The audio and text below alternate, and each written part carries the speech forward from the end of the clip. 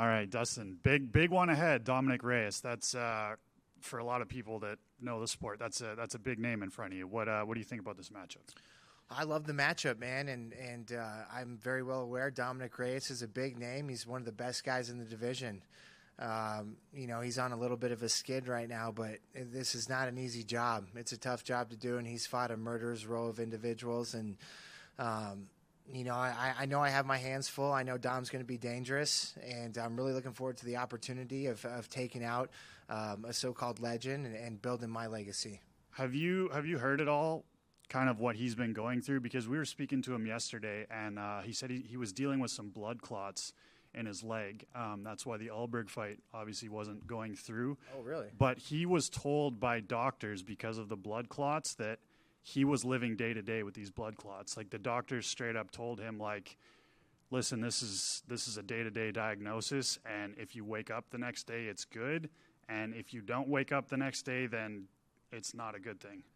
Yeah, that's crazy, man. I did not know that. I thought he hurt his shoulder. But again, I'm not too involved with the media. I don't follow up on a lot of stuff. I kind of stay in my own lane. But yeah, man, hopefully he's doing well, and I don't wish that on anybody. And I know he's had a tough road, so to throw that in the mix as well is never a good thing. But I'm sure he's very well prepared for this fight and has put that behind him, and going to be the best version of himself on Saturday night. Yeah, he's also said he kind of feels like he's gotten back to the Dominic Reyes who was fighting John Jones, who was slick in there, who was rolling with the punches. So do you expect him to come forward like he did in the Yuri fight, or are you expecting more of like a counter puncher, kind of picking his shots type Dom Reyes? I'm prepared for both. I'm very well prepared. It's my job to go in there and execute. He could come forward. He could stay back. Either way, I think that he's going to go in there he looking for the kill. I think that, his back's against the wall. I think he knows that, and he's got to go out there and make something happen. And, I'm expecting the best Dominic Reyes, the best version there is. I have no doubt that he's going to be on that night. And again, man, I'm just looking forward to the opportunity to go in there and face a guy like him. He's definitely one of the best guys in the division, and I think that says a lot about me, about where I'm at. And to have this opportunity is, I'm very grateful for it.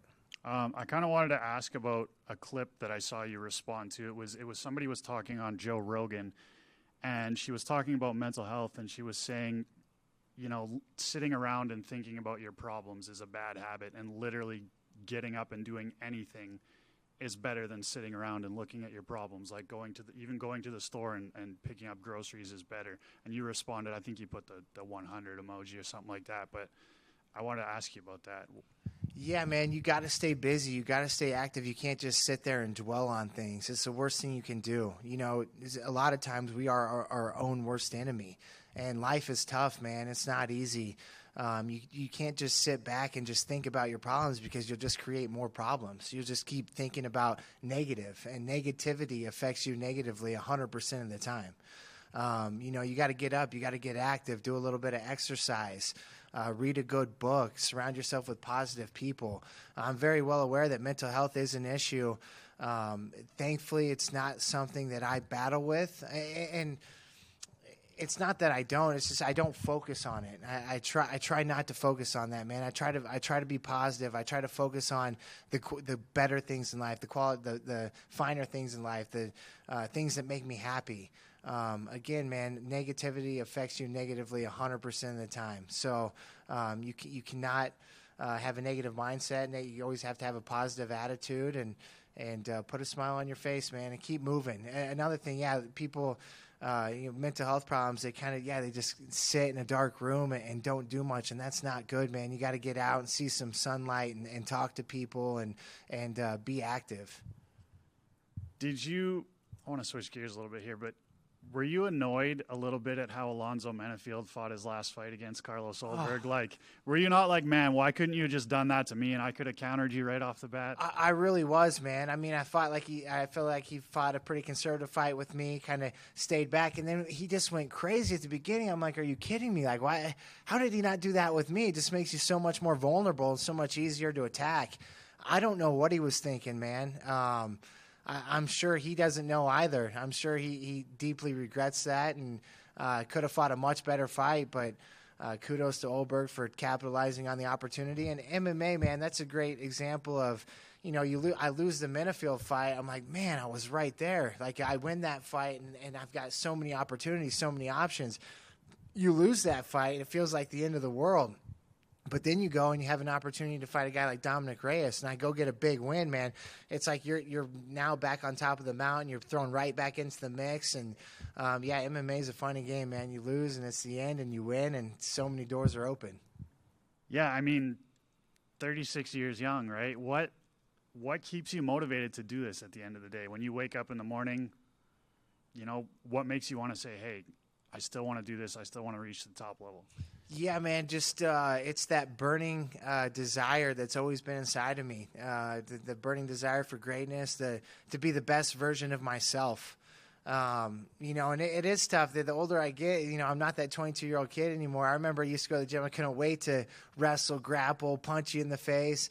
And now there's days I wake up, it's like, man, I don't want to do any of that. Like, I want to train, but I just don't want to fight you. It's like, get off me, get away from me. But, and just having fun with it, man. Being around the guys. I've always been a locker room guy. I've always played sports. I just enjoy the teammates. I enjoy my friends, my teammates, my coaches, being in the gym, sweating, being active. And that's what motivates me. And just, it makes me happy. And going to the gym and being active, seeing everybody, that makes me happy, man. That's what keeps me going. And then the opportunity, to be the man in the arena. I love competing. I love that. I love the bright lights. I love when you're actually in there and it's time to go.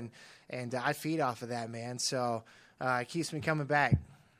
It's kind of interesting that you say that when you're like to guys at the gym, like, look, man, I don't want to fight you, because I think we heard Tyron Woodley say when he got older in the game, he said, I don't know if I can hurt these guys the way I did earlier in my career. He's like, some of these guys I would rather go out and have a beer with or have dinner with than get in there in the octagon and fight them. But do you still have that attitude? Like, hey, man, I can be nice outside of the octagon, but I'm still ready to go in there and take anybody out. Oh, 100%, man. And you have to, when the moment comes that I'm not ready to go in there and hurt the guy and take the guy out, that's when I know it's time to give it up. At the end of the day, you can play football, you can play basketball, you can't really play fighting.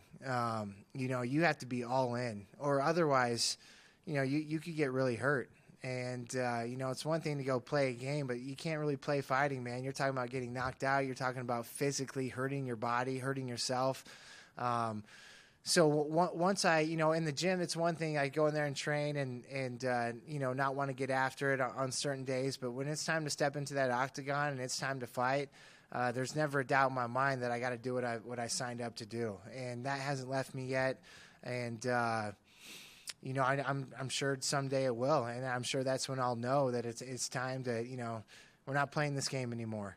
But as of right now, man, I still have that burning desire to climb this ladder, to get into the top 10. And, I have some unfinished business with guys at the top of this division. Khalil Roundtree, the champion, a very scary dude. I fought in Glory Kickboxing. I'd love to avenge that in MMA, or at least try to, and that's what keeps me going, is fights like that. Hey, Dustin. Hey. So going into this fight, if you get a similar victory to, say, your Kennedy fight, right? UFC Denver, UFC just announced that officially. Is that the call out you want? Is it short turnaround fight in Denver where you do your fight camps now?